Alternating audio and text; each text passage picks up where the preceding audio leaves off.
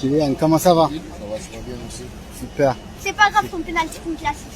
Ah, merci. Super. Le petit plus intelligent que certains supporters après l'Euro, 0 van. L'équipe, j'espère que vous allez bien. Alors je sais pas si vous avez guetté un petit peu les dernières révélations de maillots, on en a vu certaines ensemble. Plusieurs clubs actuellement se mettent à sortir leur troisième tenue pour cette saison, avec la reprise des compétitions européennes notamment. Dortmund par exemple a fait le pas, comme tous les autres équipes représentées par Puma, avec la particularité de pas afficher les écussons mais directement le nom en toutes lettres sur un bandeau au niveau du torse, l'équipementier juste au-dessus. Bon, j'ai pas besoin de vous demander si vous validez ou pas. Nicolas. J'ai la réponse. Heureusement, Nike et Adidas de leur côté ont travaillé un minimum, que ce soit pour le Bayern qui s'inspire des Alpes bavaroises, l'Inter de la tenue extérieure d'entre 88 et 91, Manchester United du monogramme M emblématique de 93, le Real Madrid du kilomètre 0 de l'une des places les plus connues de la capitale espagnole, l'Ajax en clin d'œil à Bob Marley, Leipzig avec forcément moins d'histoire mais magnifique. This is a celebration.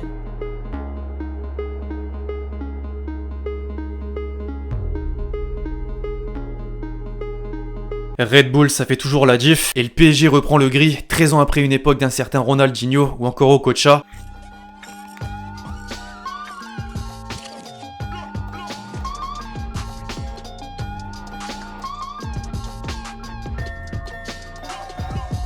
Dites-vous qu'un quatrième maillot arrive très bientôt. De nombreuses suites s'accordent sur ce design qui rappelle le domicile avec le blanc en couleur principale. Alors vous le trouvez comment, mes parisiens, et pas que d'ailleurs. Après ce long listing, vous avez capté où je voulais en venir, on va parler maillot, et notamment des concepts qui circulent sur les réseaux, la plupart du temps très bien réalisés. Les marques en ont d'ailleurs déjà repris des idées, mais pas suffisamment, Puma en atteste. Cette année, il aurait clairement fallu suivre l'avis des supporters quand on voit l'air tomber. Le PDG s'excuse, carrément. Bref, on va sans plus tarder se mater tout ce que j'ai pu trouver incroyable. Je mettrai les Twitter des différents graphistes dans la description, avec le lien qui dirige vers OneFootball, l'application numéro 1 sur toute l'actualité du ballon rond, qui sponsorise toujours la chaîne. C'est gratuit, ça bouge pas et ça bougera pas. Et au passage, je compte sur vous pour lâcher votre meilleur pouce bleu pour le soutien, le référencement. On est ensemble, merci vraiment à ceux qui le feront et je compte vraiment sur vous pour le coup. Pétez-moi ça comme il faut. D'entrée, les amis, on commence avec un des clubs les plus fournis d'année en année en termes de concept, le Paris Saint-Germain, avec un graphiste d'ailleurs que beaucoup doivent connaître de nom ou ne serait-ce qu'avec sa signature graphique. Tant la qualité est présente, s'accepte. Nombreux de Parisiens, j'imagine, seraient ravis de voir les Messi, Neymar,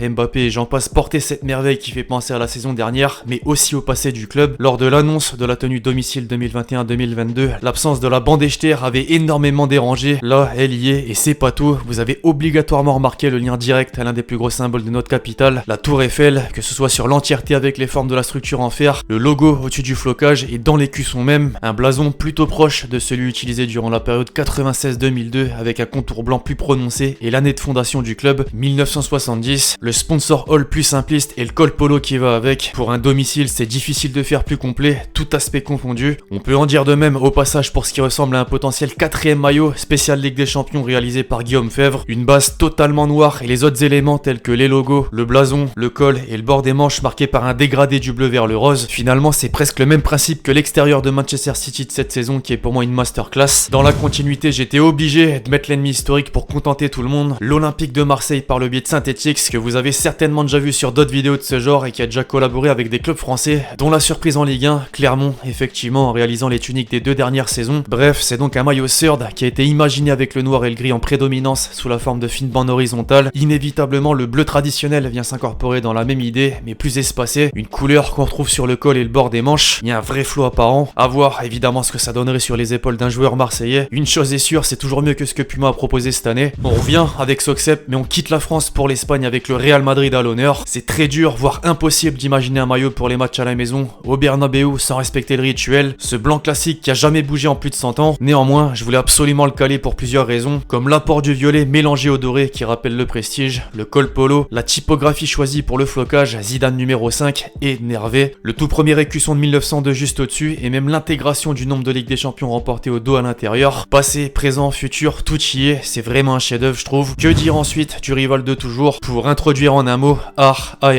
purement et simplement. Ce même designer a d'abord imaginé une tenue domicile du Barça en reprenant l'architecture de la Sagrada Familia, église monumentale de Barcelone avec les mêmes codes du maillot de 98, c'est-à-dire la disposition des lignes, leur largeur et celle des logos placés au centre. Les détails et les reliefs sont juste incroyables et ce jusqu'au blason retravaillé façon rétro. Idem désormais pour l'extérieur en lien direct avec Gaudí, un architecte catalan célèbre au XXe siècle et ses mosaïques célèbres appelées Trencadis qu'on retrouve dans la ville. Ça nettoie les yeux tellement ça brille. À son son tour, le FC Séville a eu le droit à la retouche du monsieur pour ses deux maillots principaux. Le premier qui paraît classique de loin mais qui est bel et bien travaillé de plus près. Après Barcelone, les symboles de la ville de Séville ont été mis en avant. Ici la Giralda, l'élément architectural de la grande mosquée convertie en cathédrale aujourd'hui. Comme pour tout ce qu'il a conçu jusque-là, on ressent le côté prestigieux et historique. En atteste d'ailleurs l'incorporation au-dessus du flocage du premier blason de 1908. La seconde tenue, elle, s'inspire d'une des places les plus spectaculaires, la Plaza España, et cette huile légendaire accompagnée de l'or trouvé dans la Torre de Oro. Le rouge, le noir et le doré se complètent parfaitement. Dans le même rayon, un petit aparté sur Valence avec cette beauté qui met en avant l'histoire, les carreaux de la ville et les ailes de la chauve-souris sur le devant d'un grand V orange. Bon, laisser un blanc uni, ça pouvait pas être suffisant. L'année de création, 1919, et les initiales du club, CFV, ont été ajoutées une fois sur deux. On notera aussi et encore au passage sa spéciale entre guillemets de placer une référence à l'intérieur du col. En l'occurrence le slogan Amont Valencia, c'est propre. Par contre je suis beaucoup moins fan de l'autre concept, plus sombre avec quand même le orange en coup de pinceau horizontaux, un renvoi aux phalanges, des statues de la fête populaire qui sont brûlées en tradition. En Angleterre, à présent notre graphiste s'est attardé sur 3 maillots d'Arsenal. D'abord le classique en rouge qu'on connaît très bien, mais si je le mets c'est évidemment pas pour rien, il s'agit en fait d'une renaissance de la tenue de 92 des Gunners où se trouvaient 2 nuances de rouge en bande verticale, le doré pour rappeler les moments de gloire dans l'ancien stade Highbury, le canon, emblème phare derrière, et logiquement dans l'écusson de la même époque pour couronner le tout. Ensuite quelque chose de plus obscur, certes, mais qui rappelle les formes du surf de cette saison, s'inspirant, pour reprendre ses propos, de Londres et des nuits magiques du club en Ligue des Champions. Enfin, la troisième imagination, qui à l'opposé renvoie à l'art et à la mode de la ville, mais surtout au style de John Constable, un peintre anglais du 19e siècle. On poursuit avec Tottenham et une idée vraiment intéressante de Synthetix qui pourrait clairement voir le jour quand on voit ce que Nike a proposé cette saison. L'extérieur, notamment au look très osé mais indescriptible, c'est comme si on avait balancé de la peinture grossièrement, beaucoup plus de finesse, donc ici avec des touches de bleu foncé, de violet et le jaune qui ressort sur les logos et les contours. Franchement j'aime bien. Enfin, avant de clôturer, un petit mot sur les réalisations de Soccept, encore lui pour le Benfica. La première dotée du rouge habituel mais avec l'intégration des ailes de l'aigle emblématique au niveau du torse, et la deuxième marquée déjà par un blason différent façon rétro et un clin d'œil directement à la tour dorée de Belém à Lisbonne. Les deux je les trouve vraiment magnifiques. Bref, voilà l'équipe, c'est tout pour cette vidéo sur les concepts incroyables que j'ai pu trouver sur Twitter. Dites-moi en commentaire si vous pourriez prendre un ou plusieurs de ces maillots pour les rendre officiels au vu du design, de l'histoire ou d'autres clins d'œil intéressants. Checkez en description les différents graphistes pour leur travail. Je compte sur vous si la vidéo vous a plu pour lâcher votre meilleur pouce bleu. Puis d'ici là on se retrouve très vite sur la chaîne pour de nouvelles vidéos. C'était Alex Chier.